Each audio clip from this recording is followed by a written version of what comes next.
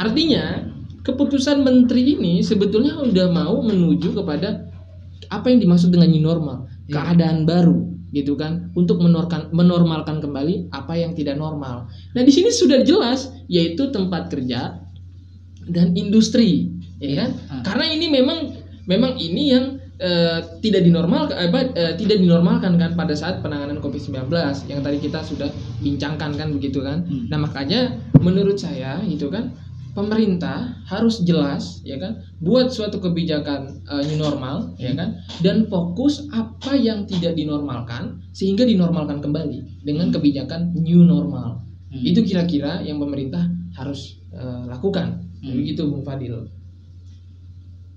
Nah, kalau kita lihat ya, new normal kan memang semangatnya adalah untuk pemulihan ekonomi, karena kita tahu juga new normal semua negara juga mulai memberlakukan new normal karena negara-negara ini semua resesi saat ini nih, ekonomi resesi. Apalagi WHO telah menyatakan corona ini tidak bisa hilang dari kehidupan manusia untuk saat ini. Ditambah lagi vaksin ini lama nih sepertinya. Diperkirakan yang akan terbit itu di 2021 atau 2022. Nah itu juga kalau diterbitin sih. Iya, kalau tergantung belakang dapur. Aduh, iya itu kalau dapurnya itu masaknya gimana kan? Nah akhirnya kebijakan new normal ini menjadi bukan solusi ya, jalan terakhir untuk menyelamatkan sektor ekonomi. Karena kan kita kalau dalam bernegara kita harus berpikir secara luas, tidak hanya kesehatan, ekonomi juga harus pikirkan. Bahkan ada istilah, waktu itu saya sempat main ke daerah ketemu masyarakat lah. Saya tanya kan, Bu, kenapa masih dagang sih? Ya gimana deh, kalau saya nggak dagang saya makan apa? Saya tanya kan, dia takut corona ibu, emang ketularan segala macam, apalagi ibu nggak pakai masker segala macam, atau tidak, saya protokolernya waktu itu saya lihat tidak terlalu memadai lah. Dia bilang simple jawabannya, ya kan sekarang mati itu ada dua ibaratnya gitu. Kalau ngadangin corona, saya lapar tuh. Nah itu memang faktor-faktor ekonomi itu sangat penting sekali saat ini, apalagi Indonesia dengan negara berkembang ya, yang masyarakatnya memang banyak tidak dari pekerjaan formil, dari pedagang, non formil, hari-harian, UMKM tuh sangat banyak sekali, apalagi di corona ini UMKM sangat tergerus. Nah memang new normal ini saya lihat pemerintah sudah mengantisipasi agar tidak jadi krisis ekonomi yang berkelanjutan. Apalagi kita pertumbuhan ekonomi sebelum corona aja udah sebelum luar biasa, udah stagnan 5%. Udah segitu-gitunya aja gitu. Apalagi ada corona kan ya, kelagapan gitu. Itu dia, betul sekali, betul. Nah, memang kalau lihat pemerintah saat ini, kalau saya lihat, saya sih new normal sih bagus gitu. Tetapi kita harus mengkritisi juga bagaimana menjalankan protokol new normal itu. Mungkin dari basicnya, dari hukumnya, aturannya apa sih, sanksinya ada apa segala macam. Nah, memang new normal ini harus dilakukan di berbagai negara. Apalagi tadi sudah saya katakan, WHO sudah mengatakan tidak bisa hilang corona dari kehidupan manusia. Vaksin juga masih lama.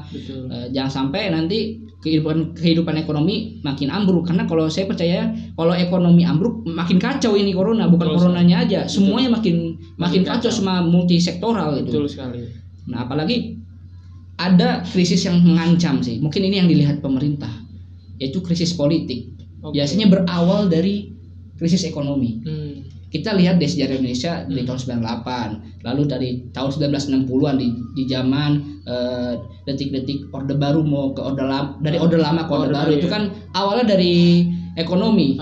Selain faktor politiknya juga kan berawal dari ekonomi, ada inflasi yang tinggi-tinggian. 98 juga seperti itu, berawal dari ekonomi. Yang ujung-ujung nanti akan merembet ke politik. Dari ekonomi krisis keamanan. Nah, nanti ekonomi orang makin susah makan segala macam. Ada potensi kriminal meningkat itu, keamanan akan terganggu. Betul. Yang dimana nanti tadi baru ada kemalingan 2 orang. Oh iya, di rumah ini jadi sempat ada kemalingan 2 motor. Bayangin 2 motor itu. Itu kan bukti. Iya, bukti. Ini maling masih semakin banyak. Kriminal semakin tinggi. Apalagi juga maling di sono juga makin banyak kayaknya. Waduh, memanfaatkan kesempatan dan kita. Lanjut. Udah gitu ada lagi maling hilang, Meksiko. Ayo kembali lagi ke sini. Keamanan ini, ekonomi ini memang harus pemerintah memang saat ini tepat agar tidak berkrisis kelanjutan. Iya, betul. Nah, krisis politik ini memang bagi saya itu adalah krisis finalnya itu. Karena kalau ada krisis politik udah sampai, itu pemerintah bisa jatuh dan itu makin kacau negara. Bukan hanya dari nanti PR negara bukan hanya sektor ekonomi saja. PR dari sektor politik itu juga berat dipikirkannya, Pak. Betul, sangat berat sekali. Berat sekali. Nanti saling elit saling rebut kekuasaan, segala macam, itu lebih parah lagi kalau sampai krisis politik itu terjadi ya. Ini saya bacakan dari sempat saya juga menulis di kumparan.com. Menurut Ahmad Sukri, Motnain dan Rosman MD Yusuf menjelaskan bahwa krisis politik adalah suatu keadaan negara yang mengalami instabilitas di dalamnya. Krisis politik berlaku karena hilangnya kepercayaan masyarakat atau anggota partai terhadap pemimpin mereka. Selain itu, hal mendasar yang menyebabkan krisis politik dalam suatu negara adalah keamanan dan kestabilan ekonominya. Ini harus di guideline nih, harus kita garis bawahi. Berawal dari keamanan dan kestabilan ekonominya. Nah, krisis politik juga dapat disebabkan oleh beberapa faktor lain, yaitu seperti perbedaan ideologi politik, lalu ada faktor biologi, faktor budaya, lalu ada potensi politik strategis, lalu ada ekonomi lagi ekonomi, dan adanya kesenjangan sosioekonomi yang tinggi. Nah, ini lagi-lagi ekonomi memang sangat banyak faktor. Jika ekonomi ini tidak difikirkan secara matang oleh pemerintah, ini akan merembet ke faktor keamanan, politik kan seperti itu ya. Memang kalau menurut saya itu yang harus dipikirkan, itu kan. Makanya yang tadi saya katakan, dalam melaksanakan kenegaraan, dalam melaksanakan kenegaraan seharusnya pejabat publik itu paham, ya, asas-asas pemerintahan umum yang baik bagaimana kan begitu. Yang paling penting ya kan dalam menurut saya dalam penanganan COVID-19 ini, jangan mengeluarkan kebijakan yang pertama saling kontradiksi.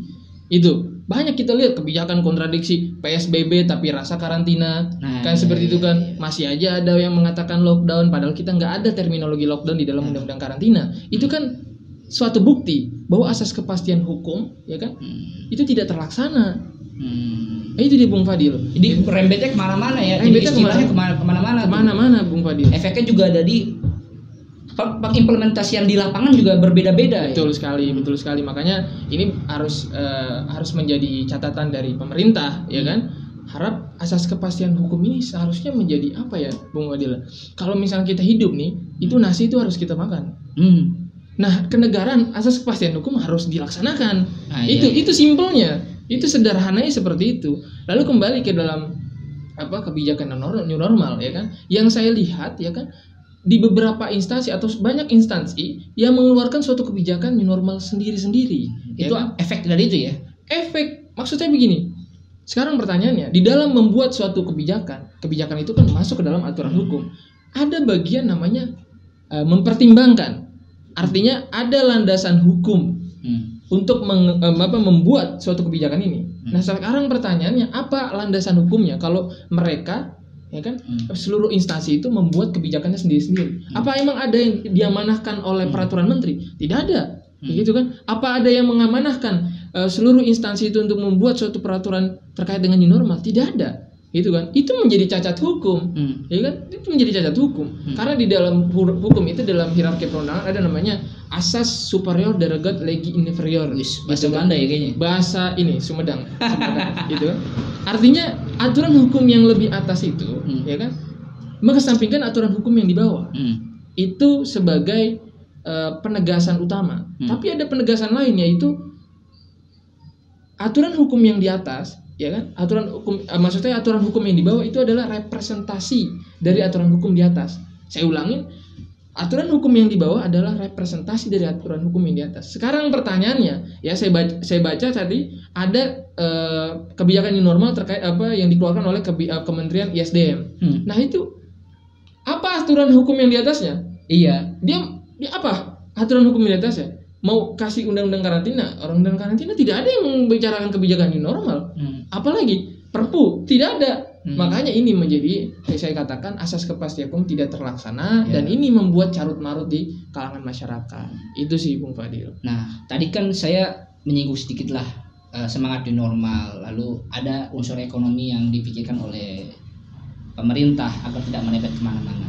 Tadi kan Bung Sandi menjabarkan new normal ini dari basic landasan-landasannya nih. Nah, tapi kan saat ini new normal sudah diterapkan nih. Coba kita move on nih. Apa sih menurut Bung Sandi yang harus diperbaiki sekarang, atau ada gak saat ini Bung Sandi tahu berita-berita pengimplementasian di masyarakat mengenai new normal ini gimana? Karena saya juga baca berita bahwa sejak diberlakukan new normal, kenaikan angka positif COVID ini di atas 1000, itu rekor juga. Nah ini kan artinya apakah ada yang salah dari new normal? Apakah new normal yang salah atau teknis lapangan yang salah? Nah ini menurut lu gimana nih? Jadi gini Bung Fadil, dalam kita mengeluarkan suatu kebijakan, ya kan, itu ada pertimbangan, iya dong. Ya kan? Kebijakan hukum itu dipertimbangkan seluruh secara komprehensif gitu kan, secara komprehensif. Ada kalau di dalam fakultas saya ada namanya mata kuliah, ya, analisa ekonomi atas hukum. Jadi bagaimana, ya kan, suatu hukum itu kita baca, kita analisis berdampak tidak dengan ekonomi. Iya. Begitu, berdampak tidak dengan ekonomi, ya kan? Makanya ada. Nah, kesimpulannya apa di menurut terakhir nih, kata-kata terakhir lah. Iya, kesimpulan. Jangan kata-kata terakhir sih. Maksudnya ini penutup gitu. Iya. Jadi kesimpulannya atas perbincangan kita kali ini, yang pertama adalah pemerintah harus berbenah, ya, harus berbenah terkait dengan kebijakan new normal ini. Yang pertama harus buat aturan hukum yang berlaku secara nasional, yang kemudian harus dipikirkan, ya kan, dipikirkan dampak dari kebijakan normal ini. Artinya dampak kesehatan juga harus dipikirkan dan dampak ekonominya pun harus dipikirkan. Itu saja, dan pasti tentu aturan hukum itu harus bersifat implementatif, ya kan, yang dimengerti masyarakat dan masyarakat pun dapat melaksanakan. Itu menurut saya. Kesimpulan saya setuju bahwa kata Bung Sandi bahwa secara hukum kita harus tulis agar implementasi di bawah ini secara komprehensif bisa terlaksana dengan baik dan protokoler yang jelas. Betul sekali. Nah, tentunya saya sih berharap juga pemerintah tidak hanya memikirkan hukum juga yang tadi kata Bung Sandi, pemerintah juga memikirkan bagaimana komunikasi itu ke masyarakat bisa terlaksana dengan maksimal. Bagaimana pemerintah bisa langsung melakukan ibaratnya langsung door to door ke pintu masyarakat dengan aparat-aparat yang dimiliki pemerintah agar mengetahui protokoler yang dimiliki untuk COVID-19 ini, agar ya sekali lagi agar masyarakat ini awareness tinggi lah terhadap COVID-19 ini. Saya yakin masyarakat Indonesia ini bukan yang tidak peduli ya, tapi mungkin informasinya saja kurang sampai gitu. Oke, mungkin itu ya dari kami. Jangan lupa di like, subscribe, di share, dan apa sih biasanya makanya gue bilang dan komen ya.